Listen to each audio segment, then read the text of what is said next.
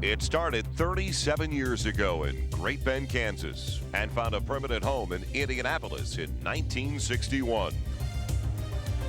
It's a place that has seen the young lions of the sport mature into seasoned veterans.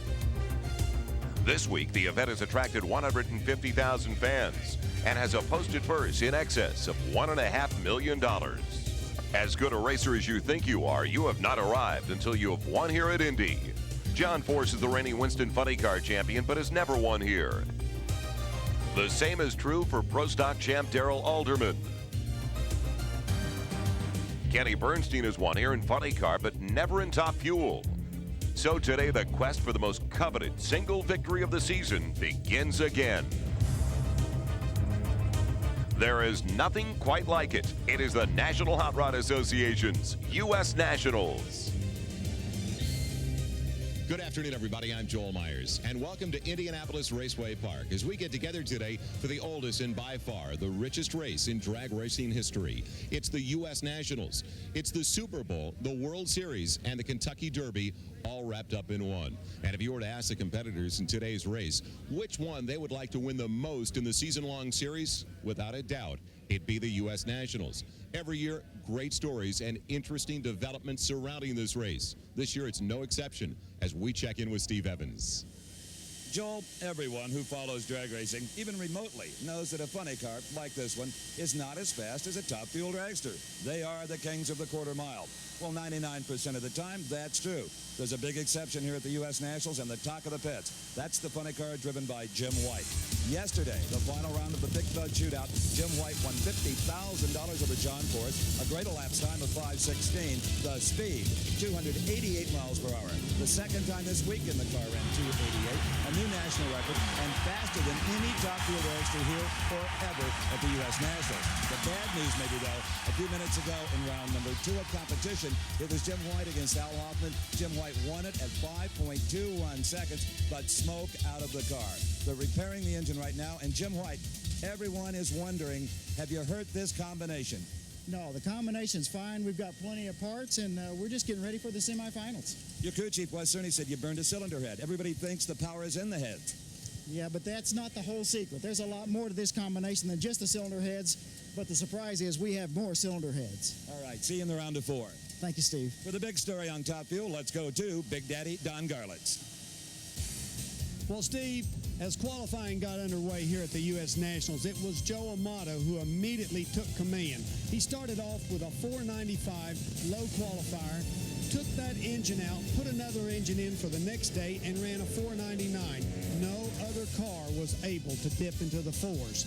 But when the smoke cleared from round 1, it was Eddie Hill with a brilliant 496. He stepped right up to the head of the class, and it looks like we've got a challenger. Now, as we head into the second round, Eddie, I have noticed that as this race has progressed, every run you have stepped this car up just a little bit, being ever so conservative and careful.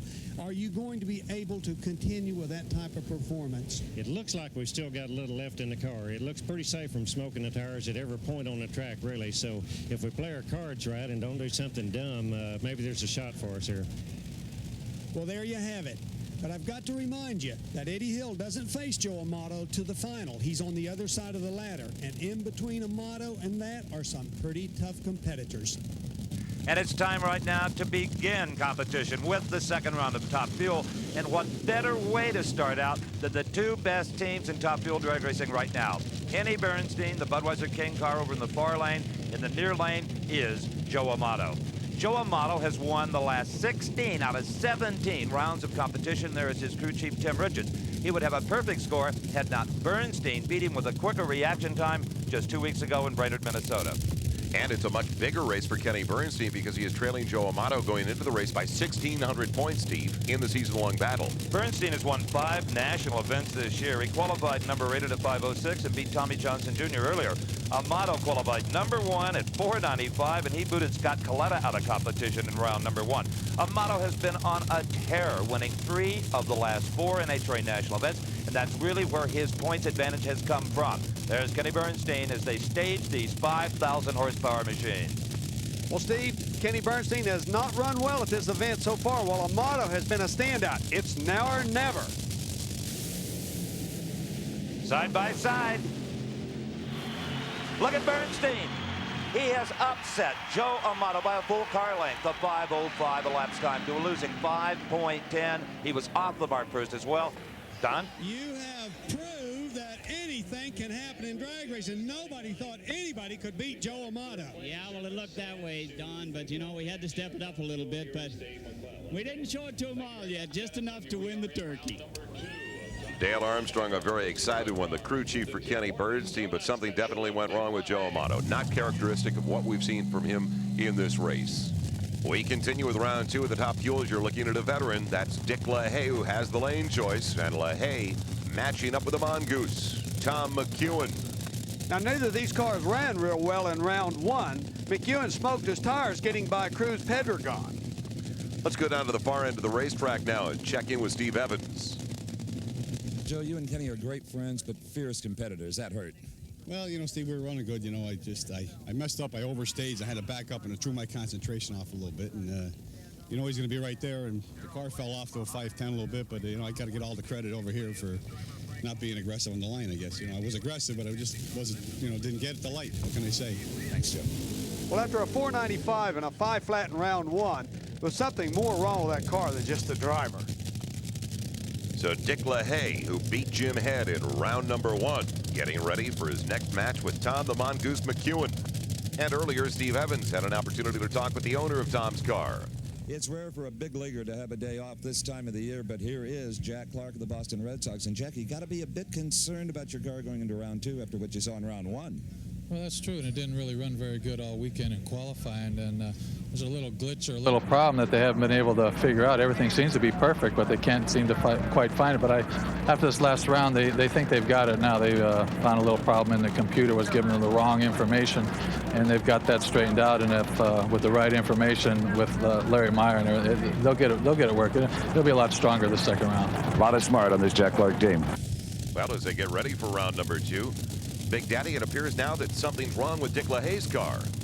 Yes, it looks like a little oil has dripped out of the engine that's on the drag strip. Not very much oil. Perhaps the crewman will wipe it up and they'll let him run.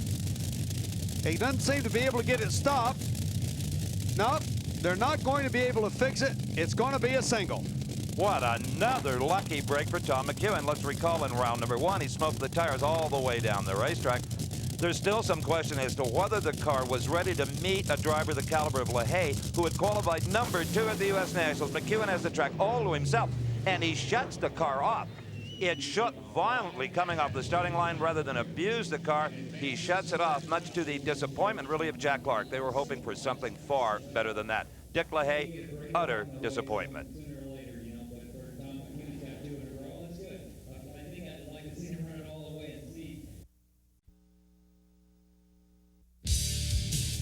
Welcome back once again to the U.S. Nationals. We're looking into the pit area of one of the hottest rookies right now, the hottest rookie in the funny car division, who's won 2 national events this year, Del Worsham. They're getting ready for their big matchup with John Force, but back to round 2 in the top fuel, Steve.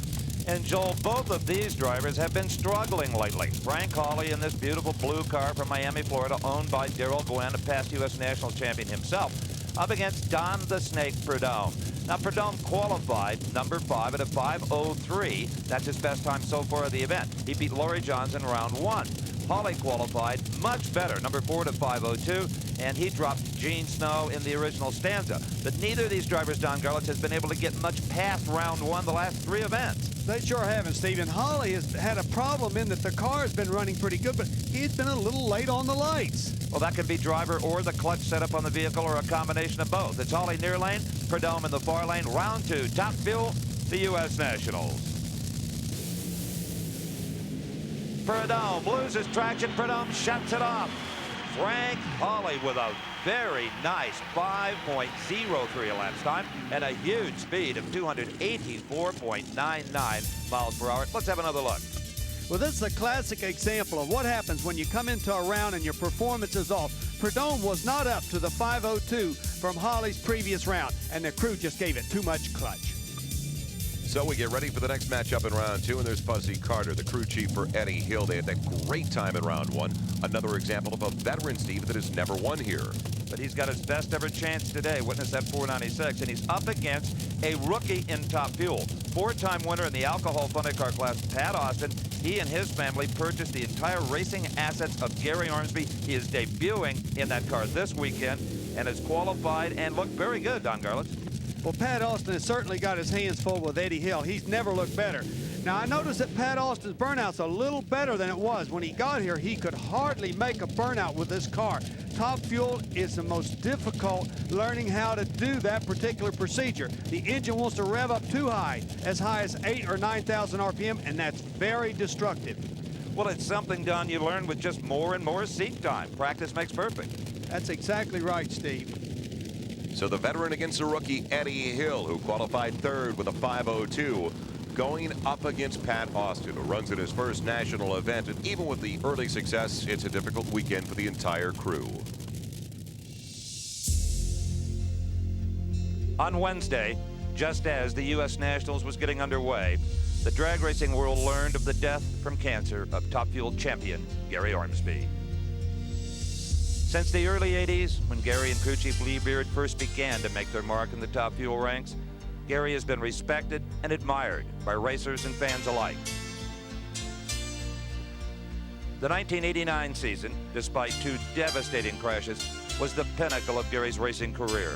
He won the Winston Top Fuel Championship, culminating a season-long battle with Joe Amato. A very private person, Gary confided the facts of his illness only to longtime girlfriend Susie Hoobs, whose quiet strength was there for Gary until the end. Drag racing has lost a champion, the team has lost a leader, and we have lost a friend.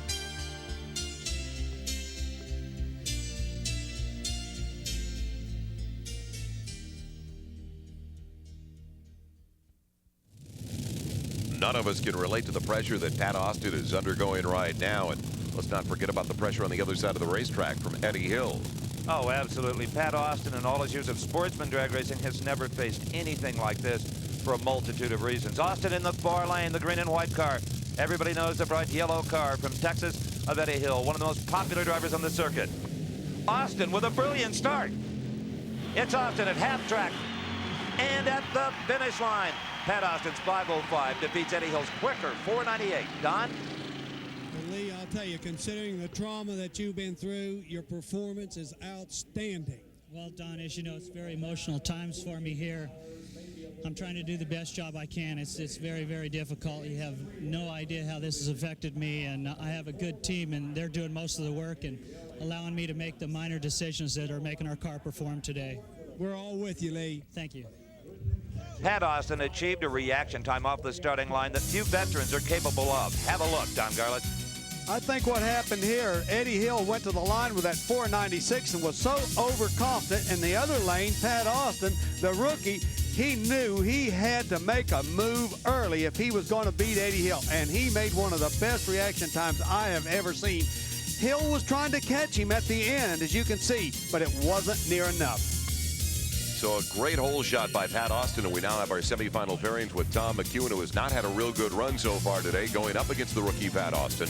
And in the second semi, Kenny Bernstein against Frank Hawley. And in that one, Hawley will have the lane choice. Steve? Well, it still says Gary Ormsby on the windshield of this car, and Pat Austin, you were picking up in the reaction time department where Gary left off. Your 5:05 beat his 4:98. That's drag racing Castrol style. Gary did a great job, and if I can do as good a job as him, we're going to win a lot of races. They have declared war on Top Fuel. And war, of course, the initials for the racing team, Walt Austin Racing. Now it's to the Pro Stocks round 2, Vince Curry against Paul Raveshi. A Pro Stock is basically a very highly modified late model Detroit stock car. 2,350 pounds, 500 cubic inch engines, 4- and 5-speed trans carburetors with gasoline. In the number 16 qualified spot was this guy, Paul Raveshi, who upset Warren Johnson in round 1. It helped that Johnson broke. Vince Curry, well, he had a legitimate upset. He qualified number 9 and blew away Frank Iaconio, one of the strong names from New Jersey, in round number 1. Now, the staging process, very important for these cars, Don Garlits. Yes, because they put the engine at such a high RPM to leave. It's very important that that front wheel be in exactly the right position or they'll red light. A real challenge to drive one of these cars, to keep it straight and to make the gear changes within about 3/4 of a second of each other. Listen to the RPM. Rabeshi leaves too soon. A red light, a foul start, call it what you will, it means automatic disqualification. The winner, Vince Curry, just shuts it off, probably in shock over his tremendous success in the early going at the U.S. Nationals. Be right back as we continue from Indianapolis.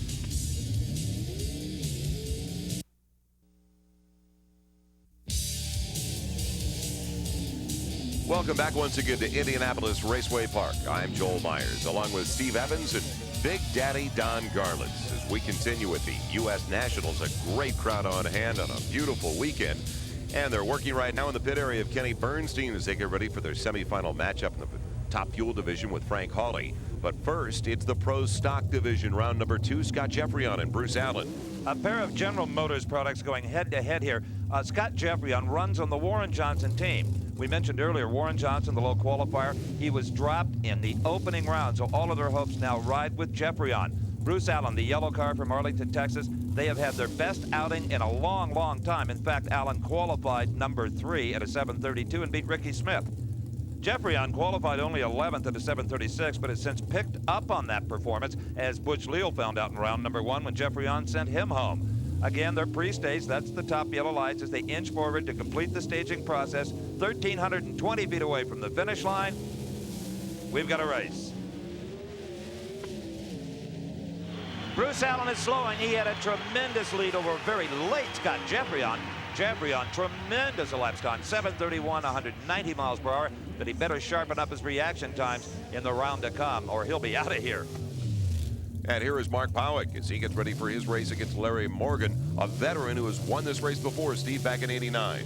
He has, and he was runner-up here as well to Jerry Ekman, last year's champion. I call Morgan Mr. Happy because in 90% of the winning interviews I've ever done with him, he always starts off with, "I'm so happy." Well, let's hope he has a chance to say that again for Oldsmobile's sake. Well, as I look again, actually, these are both Oldsmobile cars, so that division of General Motors can't lose this one. There is no tougher pro category in drag racing just to qualify for than pro stock. Larry Morgan made the field in the number 4 position at 7:33 and beat Jerry Haas with a brand new car in round number 1. Mark Powick qualified number 5 at 7:34, so they're only one position apart. If Desire could win drag races, Mark Powick would win them all. He is just so hungry, and he's come so close. But you know, Larry Morgan ran a 7:27 in round 1, and Powick only had a 7:31. That's light years in pro stock racing, and you're only as good as your last run in drag racing. Absolutely. You can throw out those qualifying numbers. They mean nothing. It's another day, another track, a different set of atmospheric conditions. You see Morgan moving in. Now Powick last to stage. Good start by both drivers. Good drag race. But it is Morgan in the far lane at a 7:29. Nice consistency. 189 miles per hour to Mark Powick, 7:35. A car length and a little bit more. We move back to the pit area now of Jim White's car as he's getting ready for his semifinal matchup with Mark Oswald. Well, they've got the car running, so obviously they've repaired it, but do they have the parts that are comparable to what they were using earlier to put together those incredible times, as he had a 5:21 in round 2. Let's check in now with Steve Evans once again. Well, Larry Morgan is Mr. Happy, but this might make him ecstatic. The hottest part of the day, a 7:29. I'm pretty happy about that. I'm happy for my sponsors and everybody here. I think it's my race, buddy. You've won it before. So true to form, Larry Morgan is happy. And now one of the most interesting confrontations in the Pro Stock division. Bob Glidden, who has won this race 10 times, up against Darrell Alderman. If you could book these two in for a 3 out of 5 match race, you could fill any local drag strip in the United States. That's how popular these two guys in Pro Stock are.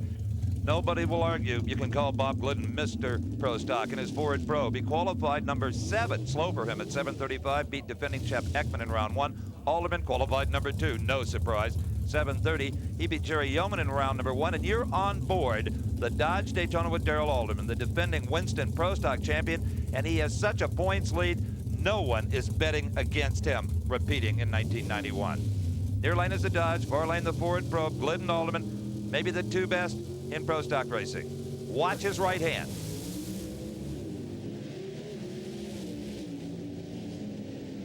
One of the few drivers still with a 4-speed transmission, but Alderman pulls it off over Glidden. 730 to a 738, 189 miles per hour to 188 miles per hour. The winning difference, 0.09 of a second. So the semifinals are set now in the Pro Stock division as well. Scott Jeffreyon going up against Darrell Alderman. Alderman will have the lane choice in that matchup. And in the second pairing, it'll be Vince Curry against Larry Morgan.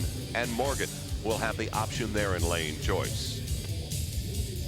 Back to the pit area, John Force's car being pushed out, getting ready for his semifinal race against Del Worsham. We will be watching that when we return to Indianapolis Raceway Park.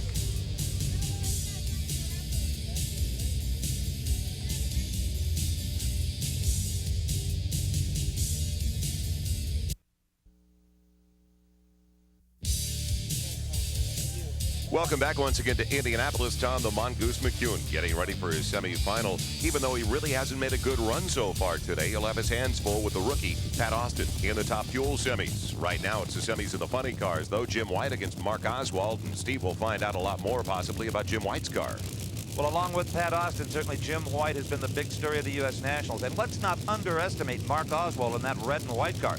They have consistently been in the low to mid 530s, and those are competitive elapsed times. But I want to say something here.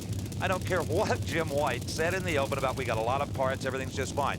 I watched the cylinder heads they took off the car. They hid them in the trailer. The ones they put on for this round, any spectator could have taken a picture of. So they are not operating with the same speed secrets, Don Garlitz. But Steve, they wanted Mark Oswald to think they were so that he would lean on, and he did. He gave it too much clutch. He smoked the tires. The Hawaiian takes a win, but something goes wrong with the Hawaiian car. No question, 578, 191, that's slow for that team, and they take no prisoners. They run all out all the time. In the other semifinal pairing, John Force and Del Worsham.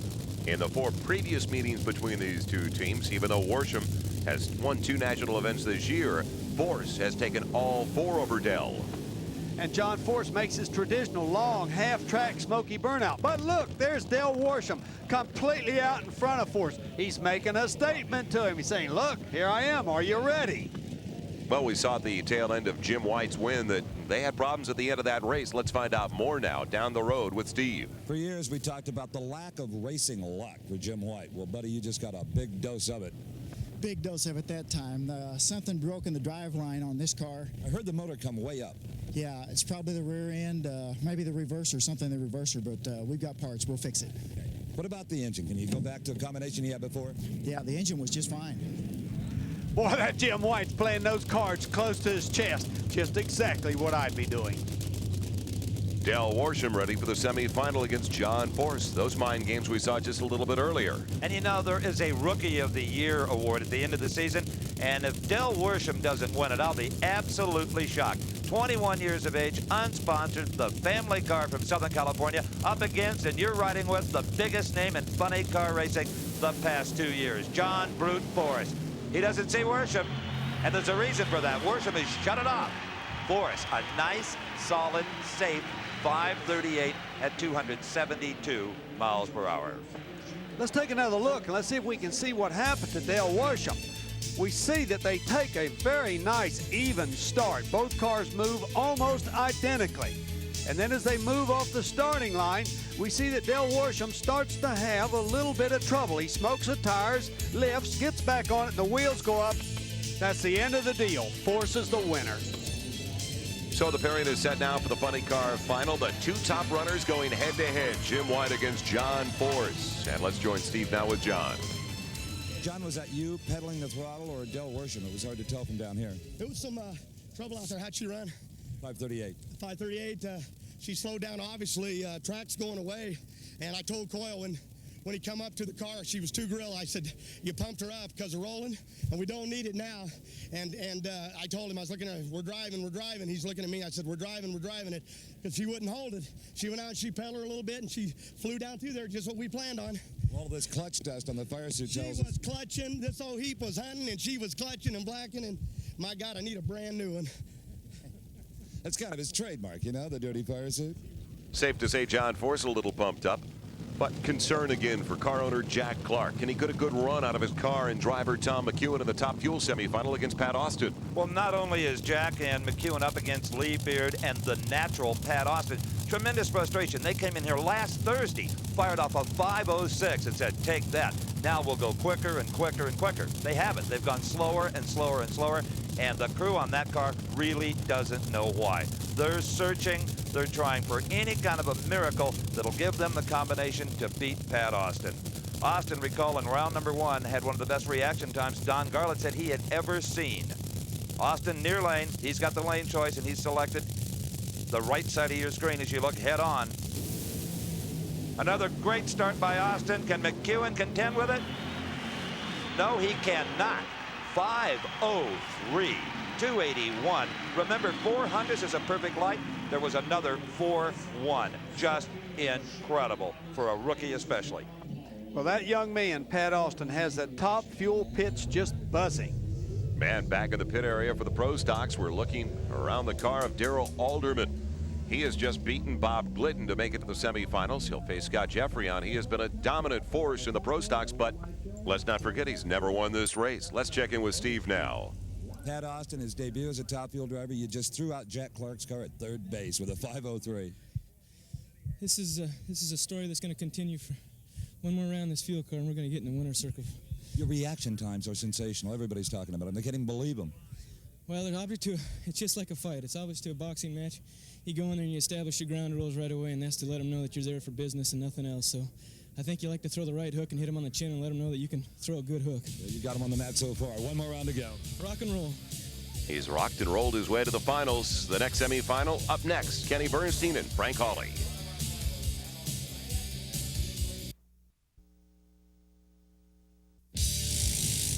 We're in the pit area with the defending season-long champion, John Force. He gets ready for the funny car final that everybody was hoping for, going up against Jim White. Let's go to the opposite end of the track now with Steve Evans. I believe this car just keeps running better and better, and Pat is a natural in it, apparently. Oh, he's doing a super job. He's like the Airtron Senna of drag racing, you know. I'm awful lucky to be in this position to have such a good driver here at the U.S. Nationals. And I think you'll even be more impressed when you see that reaction time. Oh, we've been watching him all through qualifying and eliminations here. He's phenomenal. The biggest difference, though, between Pat Austin and Formula One great Ayrton Senna is that Austin doesn't make $15 million a year. We'll find out now who will face Pat Austin in the Top Fuel final. Kenny Bernstein going up against Frank Hawley. And Don, Kenny Bernstein, a very good one working the tree. Yes, he is, and there's a lot of pressure on Bernstein because he's number 2 in the points, and he needs to go as far as he can go if he's going to catch that gap and fill it up between him and Amato. And there's Amato. He's concerned, too. He wants Bernstein out of this race right now. Oh, he is rooting big time for Frank. Oh, you can see him right there. Come on, Hawley. Stop this man. I can feel his hot breath on the back of my neck in this points chase. Hawley, the bright blue car, owned by Darrell Gwynn. Right-hand lane, Kenny Bernstein. Oh, buddy. Oh, what a great drag race. But you see by Dale Armstrong's reaction, who won it? Kenny Bernstein with a starting line advantage. 5.07 defeats a 5.04. Here we see Bernstein take the advantage immediately. It wasn't very much, but it was enough to overcome the better ET that the Hawley car turned. As he moved down course, Frank Hawley does try to make up the difference. He did have the quicker car, but there just wasn't enough racetrack left to do it. Bernstein gets there first. We're down to the final now in the Top Fuels as well. Pat Austin, the rookie, going up against the wily veteran Kenny Bernstein, who's with Steve Evans right now. Final round against Pat Austin. It will be a battle of the levers. Yeah, it will. He's leaving awful good, too. Of course, he's got so much adrenaline going, Steve. First Top Fuel in the finals. I mean, you couldn't get him off the moon right now, I'm sure. So it's going to be tough up there. We've got to find a little performance. We're just off a taste, and we just got to keep after it. Frank and those guys did a great job. You bet. It's been some kind of year for Kenny Bernstein, making up those points now on Joe Amato. We move to the Pro Stock semifinal. Darrell Alderman and Scott Jeffrey on. Alderman with the experience and the lane choice. Well, you can bet that Scott Jeffrey on sitting back in the staging lane saw Kenny Bernstein win on a hole shot. That's what he needs to do if he's to defeat the man you're riding with right now, Darrell Alderman. And Jeffrey on had a horrible reaction time in the previous round. That may have been mechanical, though. It's not always the driver's fault. Here you get a good head-on look as they stage. Let's see if they play any mind games at all. Now both drivers accomplishing a very smooth stage. Sometimes one driver might intentionally slow down the process to look for any mental advantage he might get. Not so here. Good, clean drag racing.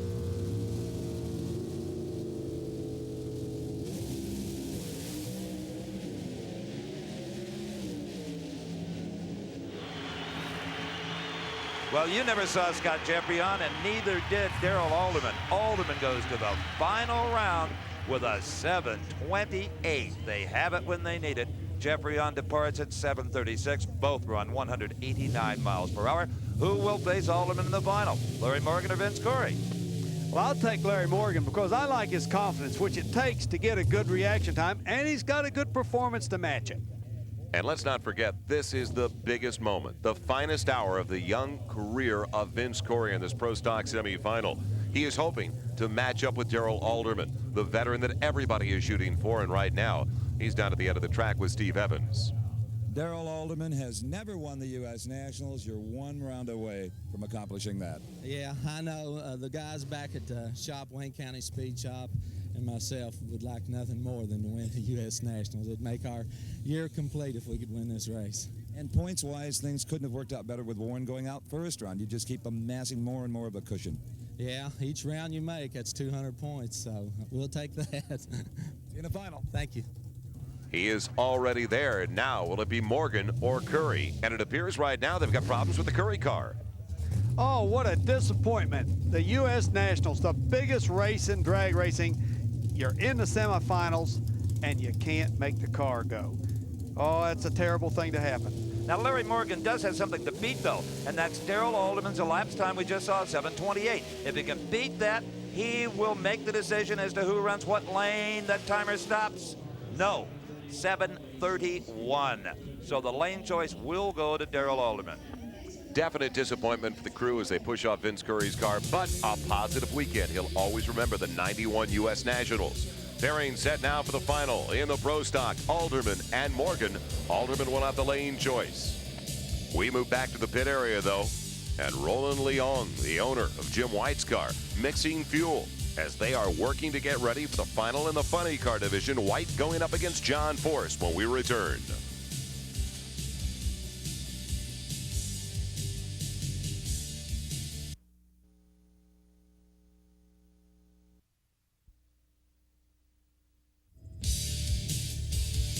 Beautiful shot of Indianapolis Raceway Park, where they put together a new record in attendance at 150,000 over the 5-day period. And right now they're getting ready in the Pat Austin pit area. He is going to face Kenny Bernstein in the Top Fuel final. Lee Beard is right now preparing a brand new blower for that car. Well, that's a luxury the fuel racers have. Not so in Pro Stock. And here is the final. Darrell Alderman and Larry Morgan, normally aspirated engines. That's an engineer's term for it. No supercharging and no turbocharging. But I guarantee you, both drivers right now are on full boost because this is the biggest race of the year. Morgan has won it before. He knows the feeling. Alderman never has. Oldsmobile versus Dodge. There you see the Castrol Oldsmobile, green and white. The red and white car on the right side of your screen is a Dodge. No games being played again. Good, clean staging.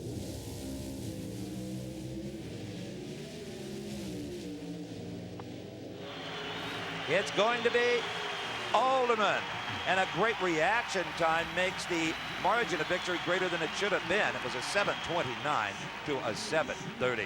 Let's go down to the starting line. A jubilant crew for Darrell Alderman. It wasn't your best run of the day, but he took a starting line advantage and he looked good. Well, we were just able to stay good and consistent all day and keep the clutch right for him. And he just done such a phenomenal job this year that he just gets better every round. How's your first U.S. Nationals feel? We just love it. It's absolutely the greatest thing that's ever happened to us. Congratulations. Thank you. David Hutchins, the crew chief for Darrell Alderman, and now the moment we've all been waiting for. Jim White and John Force in the funny car final. They put the starters on these big 5,000 horsepower engines. They put a little alcohol into the injectors to get them started. Every crew member has to do his job perfect. In drag racing, you make no mistakes or you lose. A lot of tension, a lot of pressure, and this is where John Force is the best. They've won the last 3 races in a row. They perform under pressure. But before White meets Force, let's find out about that big win for Darrell Alderman, his first at the U.S. Nationals. Steve? You've won the Winston Championship, but still every driver dreams of winning Indy, the U.S. Nationals. Yes, this is another dream come true, as I've been saying.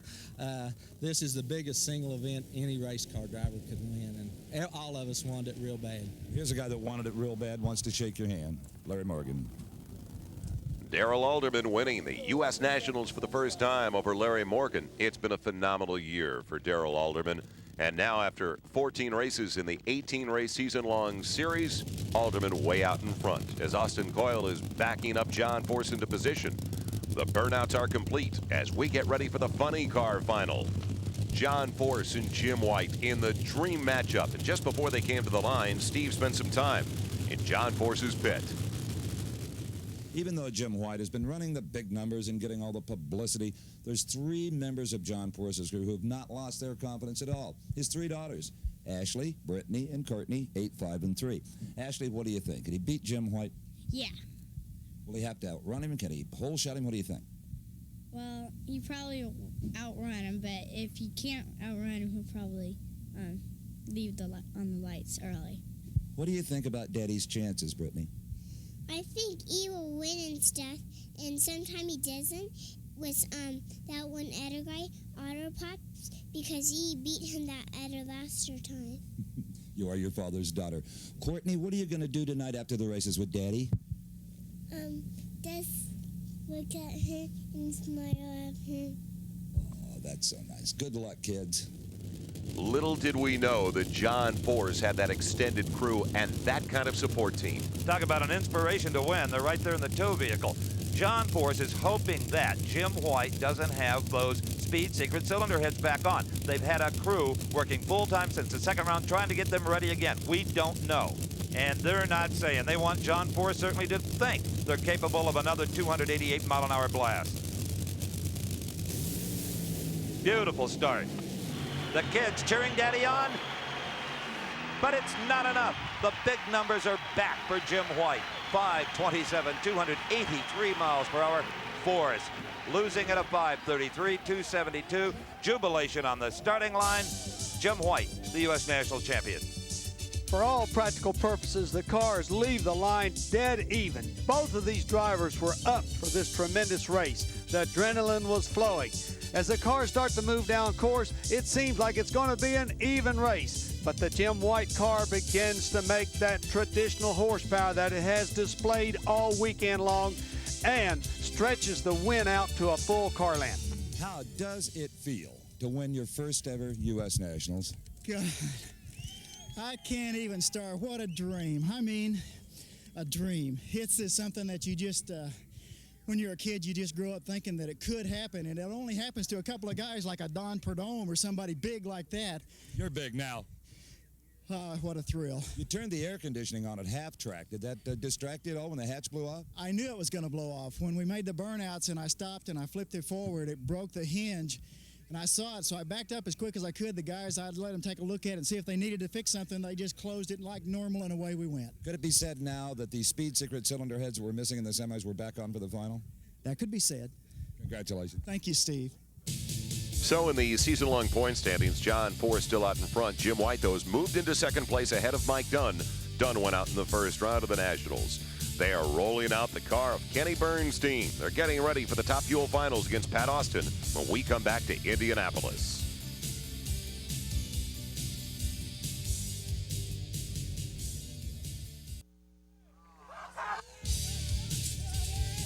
Jim White, a totally dominant weekend as he won his first U.S. national title.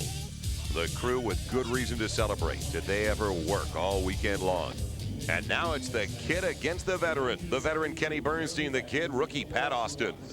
But Pat Austin has this man in his corner. Quiet, studious Lee Beard. No better crew chief in all of drag racing. The only thing Pat may not have on his side is fatigue. Because understand, throughout the day, Pat Austin has been running 2 cars. There's a shot on the pits earlier. There you see the Top Fuel dragster that he's new in. Across the way, his alcohol funny car. Now, Pat Austin, just moments ago, was in the final round of that category, up against Vinny Bartone over in the far lane. As he had been all day, Pat was sharp on the tree and out-muscled his opponent to the far end. 6:01, 2:33. Those are great alcohol funny card times. Now, Austin crawled out of the car at the end of the racetrack, was greeted by a crew member with a golf cart, and they raced back to the starting line to get in the dragster. How difficult, Don Garlits, to go from one to the other. Oh, Steve, you have no idea how difficult that is. I take my hat off to that young man to be able to get from a totally different reacting and driving car and then into a fuel dragster. Understanding the alcohol funny car, you have two. Oh, Pat Austin on the burnout has exploded the motor. It looks like he backpedaled it. The engine was a little too high. He stepped back on it. It went lean, and he's out of the race. Lee Beard absolutely destroyed. He had put a brand new supercharger on that engine, as Don said. Maybe a little inexperience for Pat Austin, and you can understand why. His first weekend in the car. And Pat has been very candid about how difficult it has been for him to do the burnouts in the top fuel car, especially after getting out of the alcohol car where it's so easy. His father, Walt, I think right now feeling more for Pat and Lee Beard than he does himself. But for Kenny Bernstein, well, it's a tempered elation. He wins the U.S. Nationals on a single run. You'd like to win it by an inch with the crowd screaming, but Bernstein will take it any way he can get it, especially in that he has been accumulating points round after round in his hunt to gun down Joe Amato. Kenny Bernstein, the final run of the 5-day U.S. Nationals, and Bernstein goes up in smoke. That even puts salt in the wound of a Pat Austin. Now he knows that all he had to do was stage, and almost anything would have beaten Bernstein. Well, the crew anticipated a real good run out of the Austin car, so they pulled out all the stops. They pulled out too many. And you'll see what the racers call banging the blower right there in the car of Pat Austin. Let's join Don now with the rookie. The throttle response on these fuel cars is just a little more sensitive than an alcohol car, wouldn't you say? It's incredible. It's the hardest thing about driving one of these nitro cars. And I mean, I feel bad for the team because that was obviously driver error. I mean, it's either open or it's closed, it seems like, and I was getting a handle on it, and it just seemed like the tires hooked up a little harder than I should have. I mean, I should have maybe hit it a little harder at the start or got more water on the tires or something. I don't know what's going on, but... Well, let me tell you something. Take it from an old pro. You did one hell of a job today anyway. Coming from you, that means a lot. Thank you.